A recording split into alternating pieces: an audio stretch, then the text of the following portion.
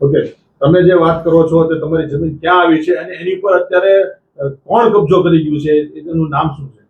આપણી જમીન આતપર રોડ ઉપર પ્રતાપગઢમાં આવેલી છે, પાલિતાણા તાલુકાની અંદર સર્વે નંબર 80 અને સર્વે નંબર 220. એની અંદર જે કબજો કરીને જે અત્યારે બેઠા છે એમનું નામ છે કોળી ખોડાભાઈ ગણેશભાઈના વારસો, બધા નરસિંહભાઈ ખોડાભાઈના વારસો, પ્રાગજીભાઈ ખોડાભાઈના વારસો, નાગજીભાઈ ખોડાભાઈના વારસો, બીજલભાઈ ખોડાભાઈના વારસો, કોળી કુંવરબેન ખોડાભાઈ. આ લોકો બધાય આ લોકોના વારસદારો છે. કોળી શાંતુબેન ખોડાભાઈ, ખાટાભાઈ સવજીભાઈ, એમના વારસદારો અત્યારે હાલમાં છે આપણે નરેશભાઈ ડાભી, મનસુખભાઈ. આ લોકો દ્વારા આ બધું ઊભું કરવામાં આવેલું છે. એટલે મારી નમ્ર વિનંતી છે બધાય કોળી સમાજના આગેવાનોને કે તમે સત્ય હકીકત જાણો, આની અંદર વિષયમાં તમે જોવો. તમને ક્યાંય પણ અગર જરૂરિયાત પડતી હોય તો મને કહો, હું તમને આવીને બધું સમજાવું. કે તમે મારા સમક્ષમાં પધારો, તમે બોલાવો તો હું આવવા તૈયાર છું. આ બધા લોકો અત્યારે ખોટી રીતે ઇન્સ્ટાગ્રામની અંદર રીલ વાયરલ કરીને ને બધું ગેરમાર્ગે અત્યારે દોરવાની વાતો છે. તમારી જમીનને લઈને શું પ્રશ્ન છે? મારો જમીનને લઈને એટલો જ એક વિશ્વાસ છે મને કે જે કાંઈ પણ આપણે કાયદાકીય રીતે જ હાલવાનું છે, કોઈની સાથે આપણે કાંઈ એવું કરવું નથી. જે માનનીય ઉચ્ચ ન્યાયાલયે તો આદેશો આપેલા છે એ જ લઈને તમારે સમક્ષમાં બેઠો છું. પણ હવે પણ આગળ જે કોઈ પણ માનનીય ન્યાયાલય જે ફેસલો કરશે એની ઉપર હું આધારિત રહીશ. ઓકે, તમારું નામ? હા, નમસ્કાર. હુકમ. મારું નામ બાબુસિંહ મીઠુસિંહ પરમાર છે ને ફરી એક વખત મીડિયાની અંદર આવવાનું કારણ છે એટલે હું પાછો લાઈવ અત્યારે આવ્યો છું. અત્યારે જે કોઈ પણ આપણી જમીન ઉપર વિડીયો વાયરલ કરે છે, ખાસ કરીને હું કોળી સમાજના આગેવાનોને બધાને કહેવા માંગુ છું કે તમે એક ફેરી સત્ય હકીકત જાણો કે ખરેખર આ વસ્તુની અંદર છે હું એમ.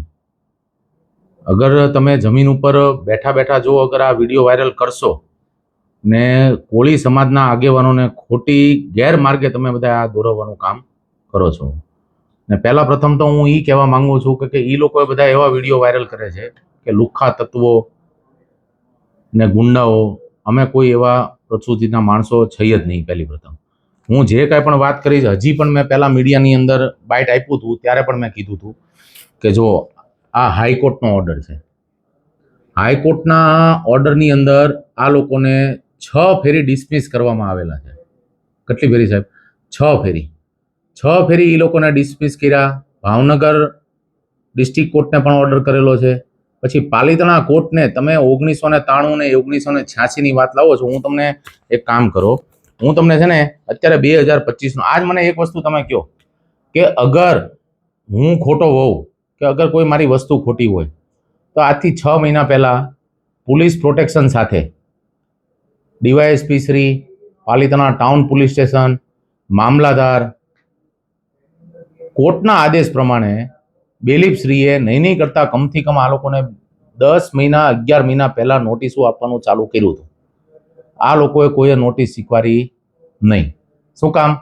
કેમ કે એ લોકો બધા ખોટા છે એટલે. છતાં નોટિસ એ લોકોને ચોડવીને આવ્યા એમના ઘરે. પછી અમે લોકો આજથી 6 મહિના પહેલાં કાયદેસર રીતે અમે ગયા. પાલિતાણા કોર્ટના હુકમ પ્રમાણે અમે લોકો અહીંયા ગયા અને આ લોકોને હવે કોર્ટનો હુકમ વાંચવો છે તો એ પણ હું તમને સંભળાવી દઉં છું. સાંભળજો.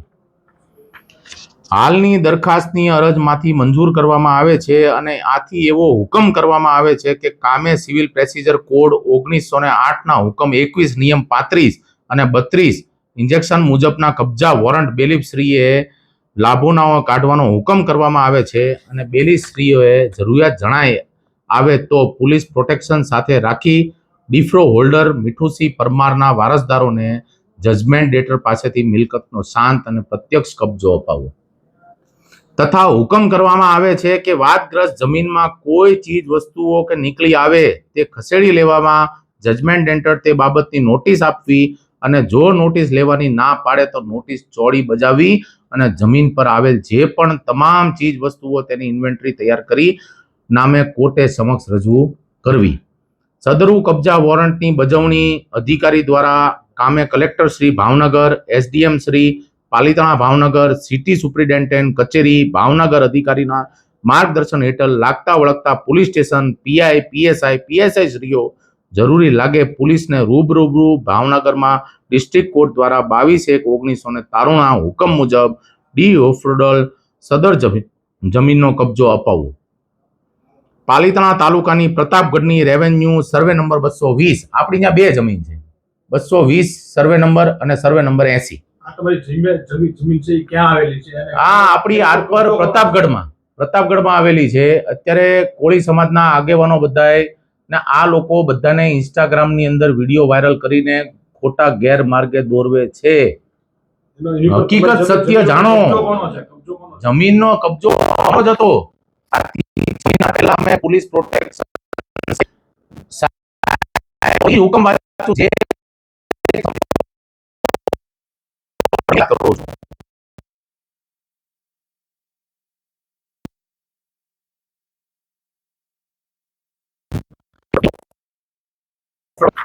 તેમજ સ્પેશિયલ બેલીફના મહેનતાણા પેટે 3500 અંકે ₹3,500 તેમજ અન્ય અધિકારીઓને ધારાસર ખર્ચે જે અમલવારી માટે થાય તે વાદીના ખર્ચ કરવાનો હુકમ કરવામાં આવે છે અને તે મતલબની વાદીઓ લેખિત બાંયધરી આપવી.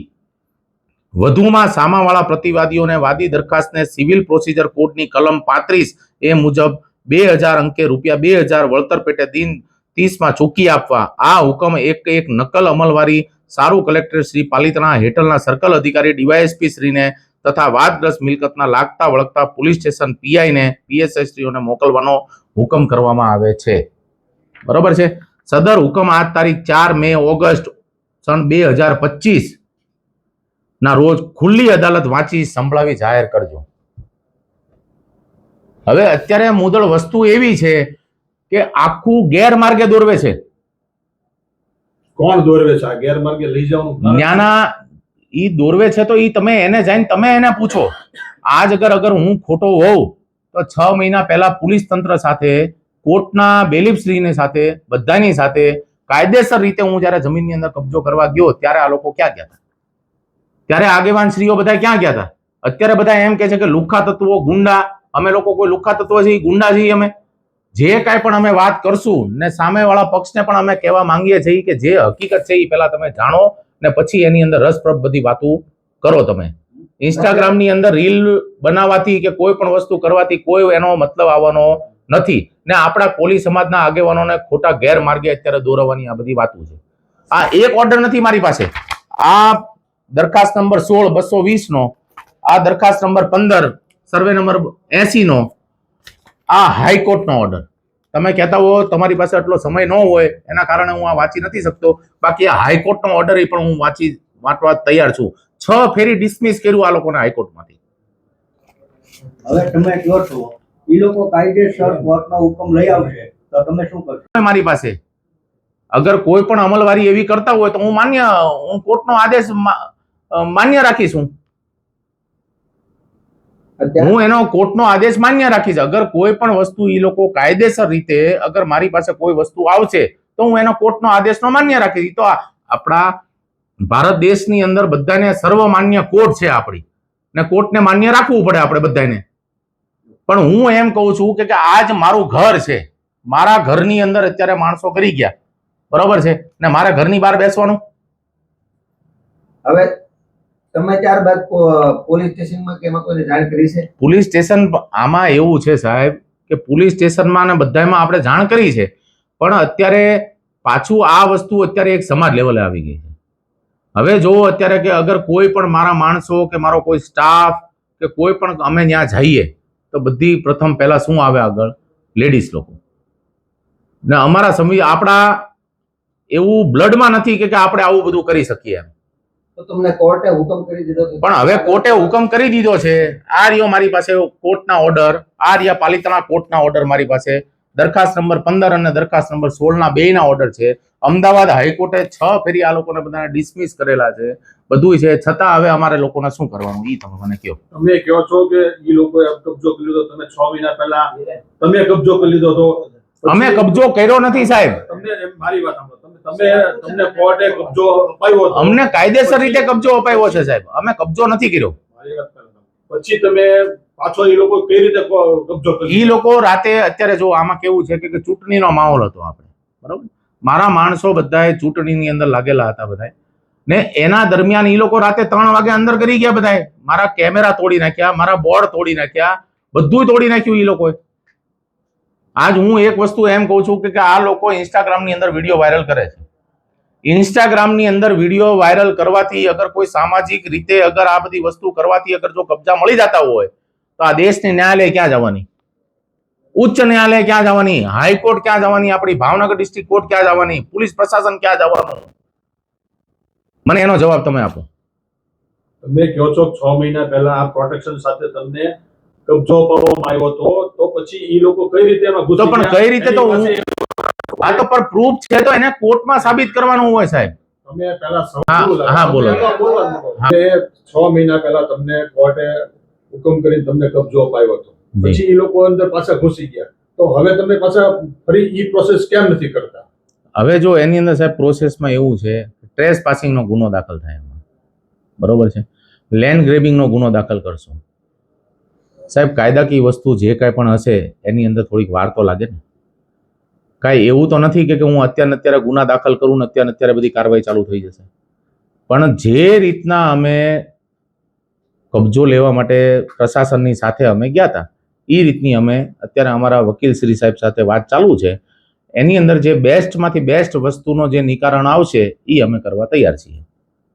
તમે કાયદો છો, કાયદા સાથે તમે લેન્ડ ગ્રેબિંગ કરી શકો છો. તમે એમ તો સમયની મર્યાદા તો 2-4 મહિનામાં તમારે ચુકાદો તમારી તરફેણમાં આવતો તો તમે કેમ નથી કરતા? સાહેબ એની અંદર એવું છે કે લેન્ડ ગ્રેબિંગના ગુનાની અંદર લેન્ડ ગ્રેબિંગ જશે કે માની લો કે અમારી અત્યારે પ્રોસેસ ચાલુ છે, લેન્ડ ગ્રેબિંગ અમે દાખલ કરશું એટલે લેન્ડ ગ્રેબિંગને પ્રોસેસની અંદર 1.5 થી 2 મહિનાનો સાહેબ એની અંદર વાર લાગે, બરોબર. પણ અત્યારે બેસ્ટથી બેસ્ટ રસ્તો અમારી માટે જે થવાનો છે એ અમે ટ્રાય કરીએ છીએ. નહીં જે કાંઈ પણ આવશે એ તમારી સમક્ષમાં આવશે બધું. આગળના સમયમાં માંગ ઈ જ છે કે ભાઈ આ આવી રીતના જો બધા આદેશો ઉચ્ચ ન્યાયાલયના આદેશો હોય, ભાવનગર ડિસ્ટ્રિક્ટ કોર્ટના આદેશો હોય, આપણા ગુજરાત હાઈકોર્ટના આદેશો હોય, પાલિતાણા કોર્ટના આદેશો હોય, છતાંય જો આ લોકો આવી રીતના ગરી જાય ને એક સમાજ લેવલે આ બધી વાત લાવીને ઊભી રાખે છે તો આ કેટલા ટકા વ્યાજબી છે એ તમે મને કહો.